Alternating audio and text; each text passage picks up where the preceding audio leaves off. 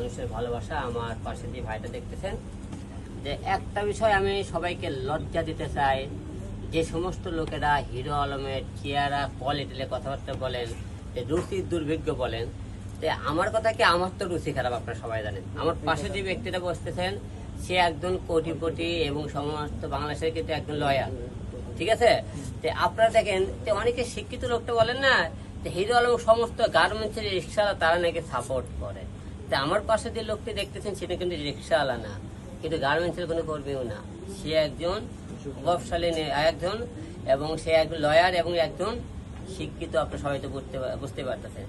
এইরকম লোকগুলো যখন হিরো আলমকে সাপোর্ট করে, তাহলে আপনারা বুঝে নেবেন হিরো আলমের স্থানটা কোন জায়গায়।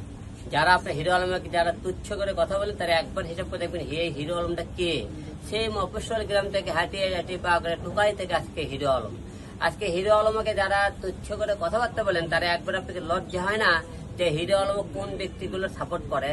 যারা আপনারা আমার শিক্ষাগত হিরো আলমের চেহারা খারাপ, হিরো আলম অশিক্ষিত, হিরো আলম মূর্খ, হিরো আলম সমাজের চোখে যায় না। কারণ এইরকম ঘরে আমাদের জন্ম হয়নি, এই জন্য আপনার লোক তুলে কথাবার্তা বলতে পারেন। হিরো আলম হয়তো এরকম ঘরে জন্ম হয়নি, কিন্তু হিরো আলম এইরকম লোকের পাশে বসতে পারে, তাকে লোকজন বুকে আদর করতে পারে। এই দেশটা আপনারা সবাই আপনারা নজর রাখবেন। যাই হোক, আপনাকে অনেক কথা বললাম। আজকে আমার জন্মদিনে আমার বড় ভাই আমাকে এখানে ইনভাইট করেছে এবং আমার জন্মদিনে কেক কাটা